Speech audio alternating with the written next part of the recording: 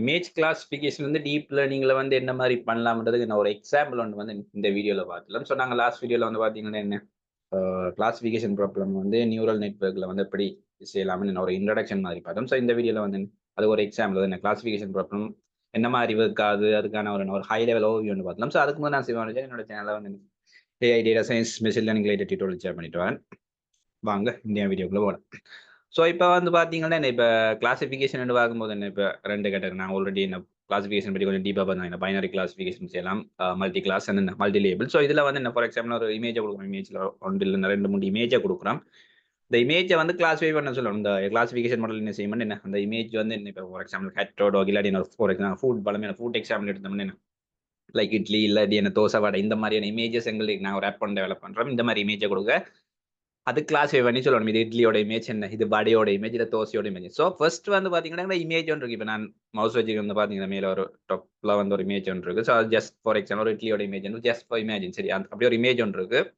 இந்த இமேஜை வந்து நீங்க வந்து டிரெக்டா வந்து எங்களோட நியூரல் நெட்வொர்க் மாடல்ல வந்து கொடுக்கல. அது மிஷின் லேர்னிங் இல்ல டீப் லேர்னிங் எந்த ஒரு மாடல்ல நீங்க இந்த இமேஜை வந்து டிரெக்டா நீங்க ஃபீட் பண்ணல. ஏன்னா இது ஒரு இமேஜ் அதாவது இமேஜ் என்ன இது ஒரு டேட்டா தான். பட் இமேஜ் டேட்டா உங்களுக்கு தெரியும். ஒரு machine learning deep learning algorithm பார்த்தீங்கன்னா இந்த மாடலை பார்த்தீங்கன்னா தனியாக வந்து இந்த நியூமெரிக்கல் வேல்யூஸை மட்டும்தான் என்ன அண்டர்ஸ்டாண்ட் பண்ணக்கூடியதா இருக்கு. அப்போ நீங்க அப்படி இருக்கிற ஒரு சினாரியோல வந்து இந்த இமேஜை நீங்க டிரெக்டா கொடுக்கல. அப்போ இந்த இமேஜை வந்து நீங்க ஃபர்ஸ்ட் என்ன கன்வெர்ட் பண்ணணும். கன்வெர்ட் பண்ணணும்னு சொல்ல வரது என்ன நியூமெரிக்கல் என்கோடிங் பண்ணணும். ஸோ உங்களுக்கு தெரியும் நாங்கள் மிஷின் லேர்னிங்ல பார்த்தீங்கன்னா என்ன இப்போ நான் வந்து எங்களோட டேட்டா ஃப்ரேம்ல அது என்ன எக்ஸல் டைப் டேட்டா செட் மாதிரி இருக்கும். டேட்டா ஃப்ரேம்ல பார்த்தீங்கன்னா கேட்டகரிக்கல் டேட்டா இருக்கு, நியூமெரிக்கல் டேட்டா இருக்கு.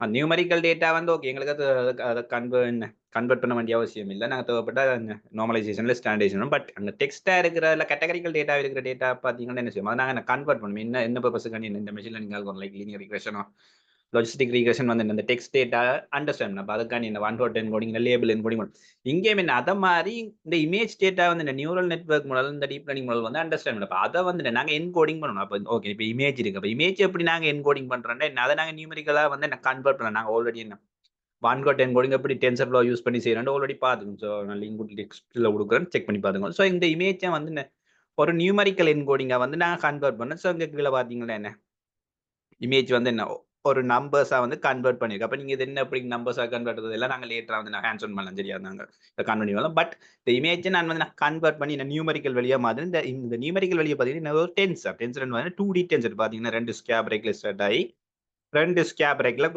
க்ளோஸ் ஆகுது. என்னோட மவுஸ் கர்சரை பாத்தீங்கன்னா 2 ஸ்கொயர் பிரேக்ல ஸ்டார்ட் ஆகி 2 ஸ்கொயர் பிரேக்ல க்ளோஸ். அப்ப இது ஒரு நியூமெரிக்கல் என்கோடிங் பண்ணி ஒரு numerical format just for example. சரியா?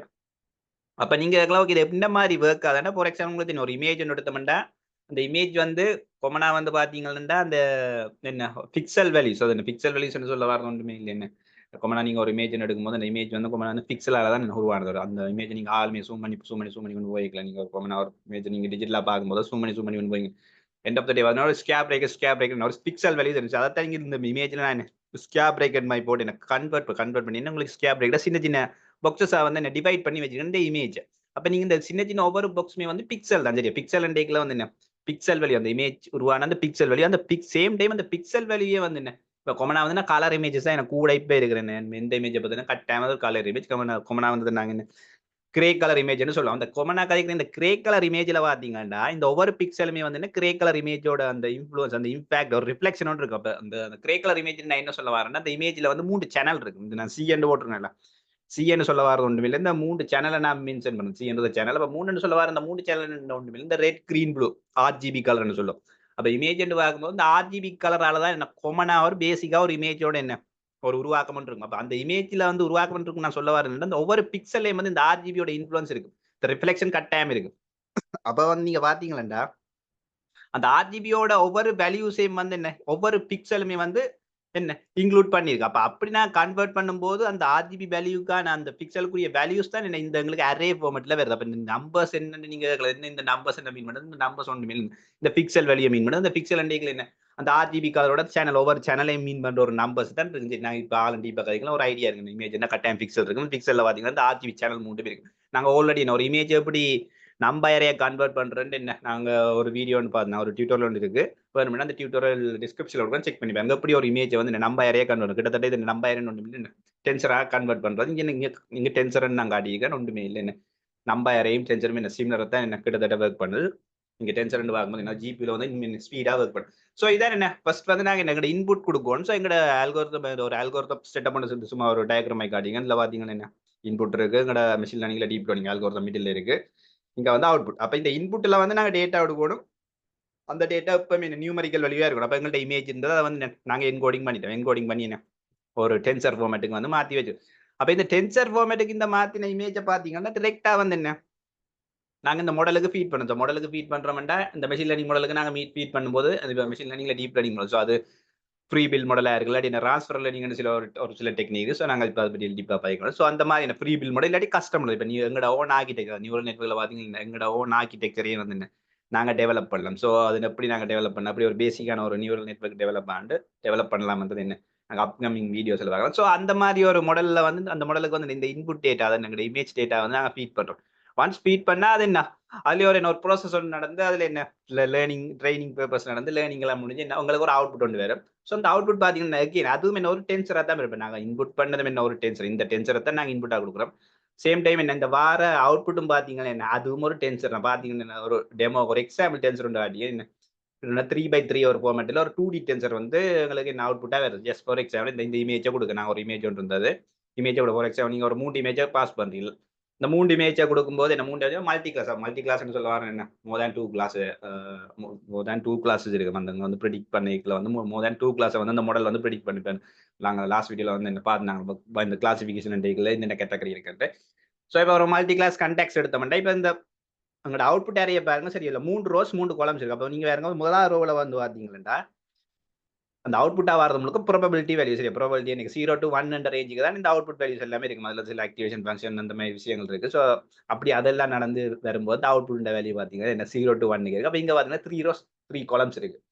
அப்போ பார்த்தீங்கன்னா ஃபர்ஸ்ட் ரோவில் வந்து பார்த்தீங்கன்னா முதலாவது வேல்யூ ஹையராக இருந்தேன், க்ளோஸ் டு 1 இருக்கு, 0.97 இருக்கு. மற்றது எல்லாமே என்ன க்ளோஸ் டு என்ன 0 கிட்டே இருக்கு. அதே மாதிரி செகண்ட் ரோவில் பார்த்தீங்கன்னா செகண்ட் வேல்யூ வந்து என்ன ஹையாக இருக்கு, 0.81 இருக்கு.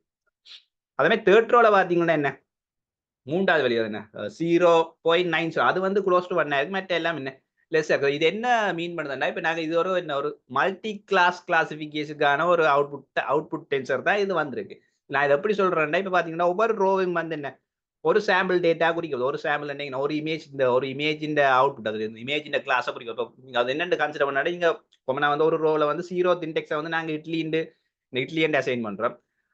இப்போ நான் என்ன சொல்ல வரேன்னா இப்போ ஃபார் எக்ஸாம்பிள் ஃபர்ஸ்ட் ரவுண்ட் எடுக்கிறோம். அதை ஒரு லிஸ்ட்டாக கன்சிடர் பண்ணிங்க. அந்த லிஸ்ட்டில் முதலாவது இண்டெக்ஸ் 0, செகண்ட் இண்டெக்ஸ் என்ன 1 ஆயிருக்கும், தேர்ட் இண்டெக்ஸ் என்ன 2 ஆயிருக்கும். அதே மாதிரி செகண்ட் ரோவில் ஃபர்ஸ்ட் இண்டெக்ஸ் 0 ஆயிருக்கும், செகண்ட் இண்டெக்ஸ் என்ன 1 ஆயிருக்கும், தேர்ட் இண்டெக்ஸ் 2 ஆயிருக்கும். அப்போ ஒவ்வொரு இண்டெக்ஸுமே வந்து ஒவ்வொரு கிளாஸ் அசைன் பண்ணணும். இப்போ முதலாவது கிளாஸ் வந்து இது ஹையாக இருக்குது, ப்ராபபிலிட்டி இது ஹையாக இருக்குது. முதலாவது இண்டெக்ஸில் இருக்கிற வேல்யூவோட ப்ராபபிலிட்டி ஹையாக இருக்குது. அப்போ இட்ஸ் மீன் அது இட்லியோட கிளாஸை நாங்கள் அசைன் பண்ணல. இப்போ நாங்கள் அவனை வந்து அவுட்புட் வந்து பார்க்கும்போது இந்த கிளாஸ் ப்ராபபிலிட்டி ஹையாக இருக்குது, நாங்கள் அந்த கிளாஸை அசைன் பண்ணிவிடும். அப்புறம் நாங்கள் 0 இண்டெக்ஸ் வந்து இட்லி எடுத்தோம்னா அது வந்து 0.97 வந்து இட்லி போயிடும். ரெண்டாவது பார்த்தீங்கன்னா என்ன ரெண்டாவது கிளாஸ்ல ரெண்டாவது இண்டெக்ஸில் இருக்கிற வேல்யூ 0.8 வந்து ஹையாக இருக்குது. அப்போ அதை வந்து நாங்கள் என்ன தோசைக்கு என்ன அசைன் பண்ணோம்னா அந்த கிளாஸை வந்து தோசை அசைன் பண்ணலாம்.